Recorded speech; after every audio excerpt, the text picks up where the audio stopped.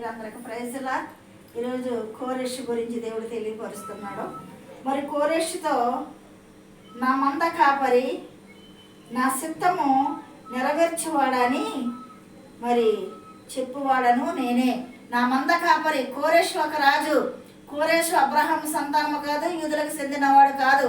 అయినప్పటికీ కోరెష్ని దేవుడు ఏర్పరచుకున్నాడు. ఎందుకు ఏర్పరచుకున్నాడంటే ఆయనలో ఉన్న నీతి, న్యాయము, మరి ఆయన హృదయము, ఆయన తలంపులు దేవునికి ఇష్టమైనవి కాబట్టి కోరెష్ని ఏర్పరచుకుని నా మంద కాపరి అని ఉచ్చరిస్తున్నాడు.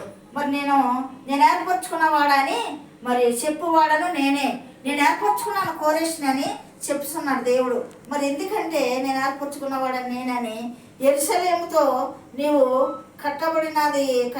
యెరూషలేములో కట్టబడిన వాడని, దేవాలయమును మరి పునాదులు వేయబడదు అని నేను చెప్తున్నాను.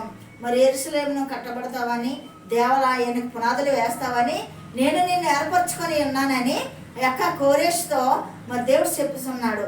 మరి అంతేకాదు, ఈ కోరెషు మరి ఇక్కడేమంటున్నాడంటే 4వ వచనంలో, నేను 4లో మరి నీవు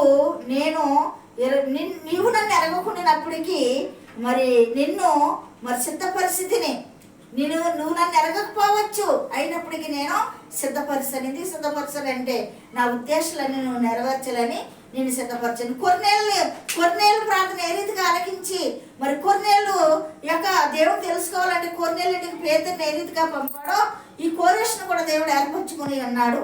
మరి ఏర్పరచుకుని నా మంద కాపరి, నా యొక్క మరి ప్రజలను ఏలేవాడిగా నువ్వు ఉండాలని ఏర్పరచుకున్నప్పుడు మరి యొక్క ఆ ఏర్పరచుకున్న వారికి ఈయన ఏమంటున్నాడంటే, నేను దేవుడిని ఎవరిని అనుకుంటున్నావో ఆకాశ మండలాన్ని మరి చీకటిని వెలిగిని ఏర్పరిచేవాడని నేనే, కాబట్టి నేను సమాధానం ఇచ్చేవాడని నేనే, మరి వెలుగును మరి సృజించిన వాడని నేనే, అంధకారంలో కూడా సృజించిన వాడని నేనే, మరి సమాధానకర్తను మరి నేనే, కీడును కలగజేసిన వాడను కూడా నేను, సృష్టిని సృష్టించే దేవుడు నేనని మరి ఇక్కడ చెప్తున్నాడు. కాబట్టి మరి ఎవరినెవరు దేవుడు ఏర్పరచుకుంటాడో నీకు నాకు తెలియదు, కానీ ఆయనకి వారి హృదయాలు ఇష్టమైతే వారిని ఏర్పరచుకుంటాడు యేసయ్య.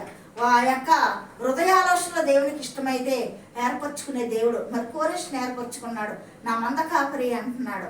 మరి అంతేకాదు, మోషే కూడా అంటాడు, ప్రభా ఈ ప్రజలకు నీ పేరు ఏమని చెప్పను అన్నప్పుడు మరి మోషేతో కూడా అంటాడు కదండి, అనువాడను ఉన్నవాడను నేనే అని చెప్పు అంటాడు. ఈ కోరెష్ కూడా వెలుగునిచ్చేవాడే నేనే, చీకటిని కలగజేసిన వాడే నేనే, సమాధానకర్త నేనే, కీడును కూడా కలగజేసిన వాడే నేనే దేవుడినని మరి కోరెష్తో కూడా చెప్పిన రీతిగా మరి దేవుణ్ణి ప్రార్థిస్తాము. కానీ నిజంగా దేవుడిని మనము స్మరించేవారుగా లేరండి చాలా మంది విశ్వాసులు. దేవుడు అంటున్నాము కానీ ఆ యొక్క దేవుని యొక్క సన్నిధిని అనుభవించేవారుగా కూడా కొంతమంది లేరు. కాబట్టి మనము దేవుని ప్రార్థించినప్పుడు ఆయన సన్నిధిని ఆకర్షించేవారుగా, ఆయన సన్నిధిని కనుగొనేవారుగా, ఆయన ఆత్మను పొందుకునేవారుగా మనం ఉండాలని దేవుడు కోరుతున్నాడు. కాబట్టి దేవుడి యొక్క వాక్యాన్ని దీవించుగాక. ఆమేన్. సబ్స్క్రైబ్ చేయండి, లైక్ కొట్టండి, మరి నాకు సపోర్ట్గా ఉన్నాడు. మీకు అందరికి వందనాలు.